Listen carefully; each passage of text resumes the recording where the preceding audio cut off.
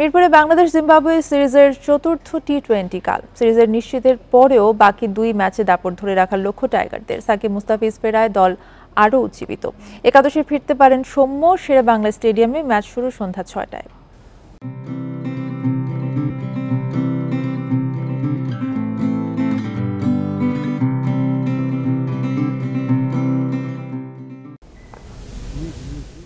একজন দেশে থেকে ডিপিএলে খেলেছেন, অন্যজন আইপিএল থেকে ফিরে ছিলেন বিশ্রামে। জাতীয় দলের অনুশীলনে ফেরা সাকিব মুস্তাফিজ আগ্রহের কেন্দ্রে।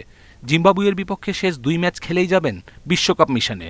2 তারকার উপস্থিতি দলের শক্তি বাড়িয়েছে।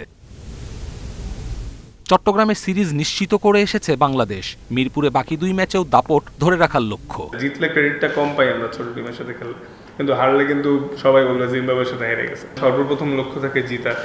আর আসলে আমাদের প্রত্যেকটা প্লেয়ারই ইন্ডিভিজুয়াল আলাদা আলাদা রোল আছে। সে তার রোলটা অনুযায়ী খেলার চেষ্টা করে। সামটাইমস বেটার এক্সিকিউট হয়, সামটাইমস কম।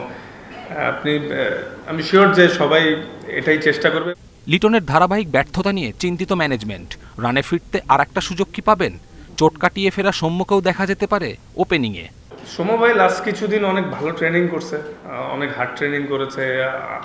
আমি যতটুকু দেখে বুঝলাম সে তো খেলার জন্য ফিট, এবং ফিট দেখেই হয়তো দলেও আছে। খেলবে কি খেলবে না এটা তো আসলে ম্যানেজমেন্ট বেটার বলতে পারবে, বাট আমি শিওর যে সে ফিট আছে। তাওহিদ হৃদয় এই সিরিজে ধারাবাহিক। তানজিদ জাকের একটি করে ইনিংস ভালো করেছেন, তবে মোটা দাগে ব্যাটিং নিয়ে সন্তুষ্ট হবার কারণ নেই। বিশ্বকাপের আগে আত্মবিশ্বাস বাড়াতে মিরপুরে স্পোর্টিং উইকেটের প্রত্যাশা তাসকিনের। এখানে তো আমাদের বাংলাদেশের হাই স্কোরিং ম্যাচ একটু কমই হয় তুলনামূলক।